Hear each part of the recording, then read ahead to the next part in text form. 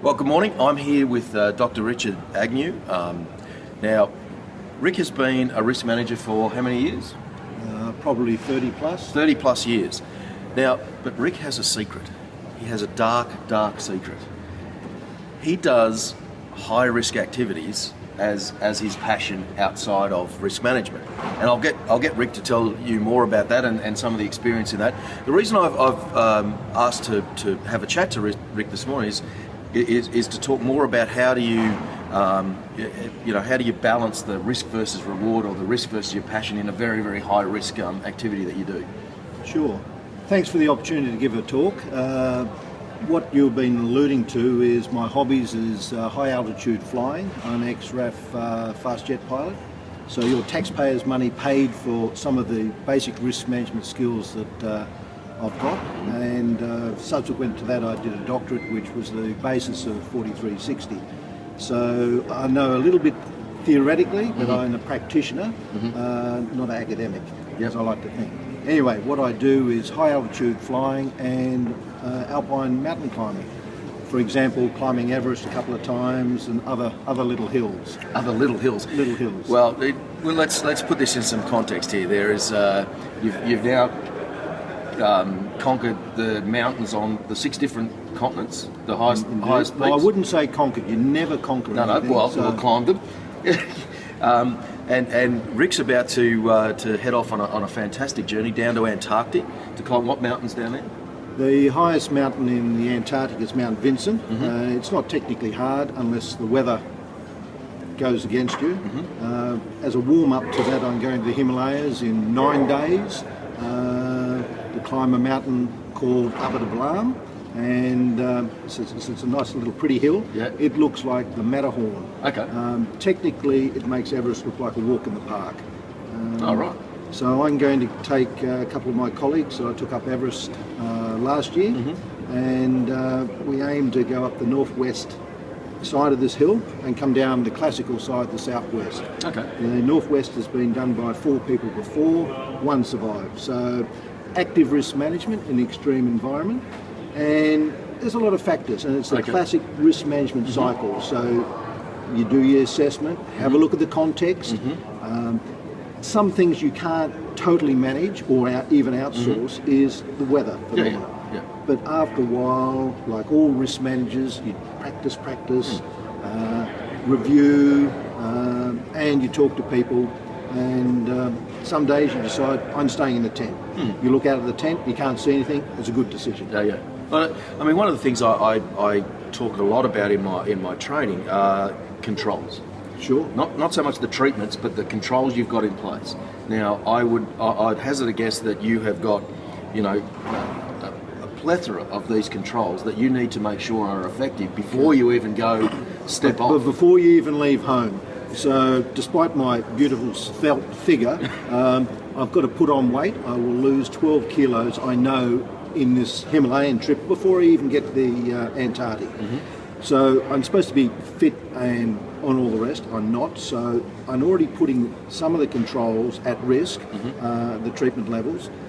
Having the right nutrition, your fitness levels, psychological profile. Everyone thinks I'm a nutter, but that probably helps, because if you're totally sane, you probably wouldn't do some of these activities. The clothing.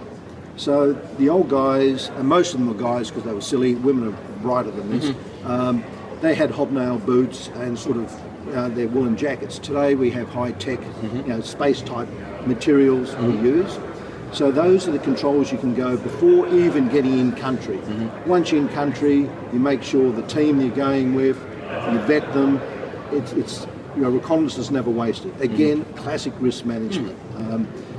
The only controls you can't sort of put in place is the weather. However, you can minimise some of that by having satellite weather forecasts and things like that, and at this certain time of the year the patterns are like this, and you experience, and part of the alpine climbing experience. Now, those who are mathematically inclined, engineers, would like to think about, well, you've done this so many times, so this is the time it's going to bite you. I don't believe in that sort of stuff. You look at the risk, put your controls and treatments in place, and some days you've got to make the hard decision you're not going to do it. Which is a control in itself, isn't it? Correct. You know, you accept the risk, or Yeah. you try to mitigate it. Yeah.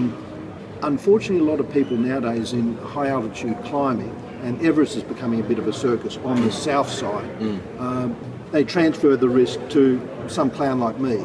And I make sure my clients, I don't promise you're going to summit and get back. Summiting is only halfway there. The problems happen on the way down because they're fatigued, the adrenaline rush is gone, and you've got to monitor this constantly. Sure. So it's management of expectations. Again, classic risk management. Now, one of the things obviously we also talk about is business continuity and remaining flexible. And you've already alluded to it. If the weather's crap, stay in the tent. Indeed. You know, so there's got to be that element of flexibility around there. And ultimately, what you're doing right throughout this process is making risk-informed decisions. Indeed. Yeah. Constantly updating. I keep coming back to the risk management cycle. Monitor and review and communicate. You're communicating this to the rest of the team because there's pressures, and some of these people have put up big bucks. For example, the airfare from Chile to the Antarctic, where I'm going, is 42,000 Australian dollars. Bang! I'm coughing up that. Wow. That's after tax. That's big. Oh, yeah. And I don't get a return on that, except the jollies of telling war stories about done the 7 summits, which is not in true alpine climbing. It's, dare I say the French word, a bit of a wank. Right. I've climbed a lot harder hills, but it's a good way to see different cultures, different countries, different experiences. It's not a very big tourist strip down there in Antarctic, no? Well, actually, the trip to Vincent is becoming a little bit sexy. People want the T-shirt, but it's so expensive. It's probably only the Americans and the Chinese that can actually afford it nowadays. And mad Australian climbers.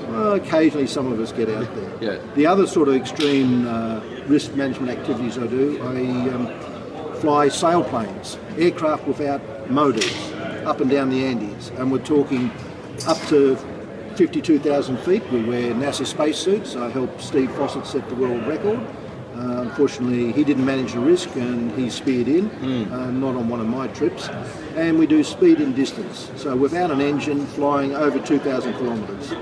In the Andes, there's no coming back. So if you make a wrong decision, it's actually really putting your money where your mouth is in your own risk management skills.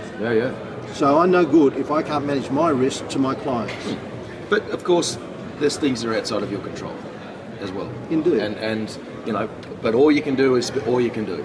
And from what we've heard here today, you do as much as you can. Well, a lot of it comes down to planning.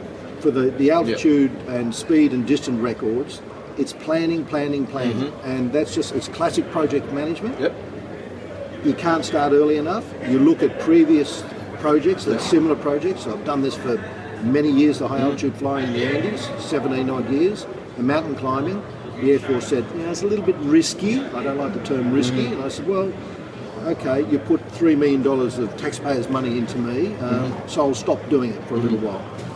I'm getting a little bit long in the tooth to do it, but that's slowed me down. The young guys, you see them, and some of them, unfortunately, walk to their death. Because they're not in the zone. They're not monitoring their risk. The old bull and the young bull, I think they used to say. Well, indeed. Rick, all the best for the Thank you for both of them. And please do come back so we can see. We'll come back and we'll do a post review, lessons learned. Outstanding. Thank you.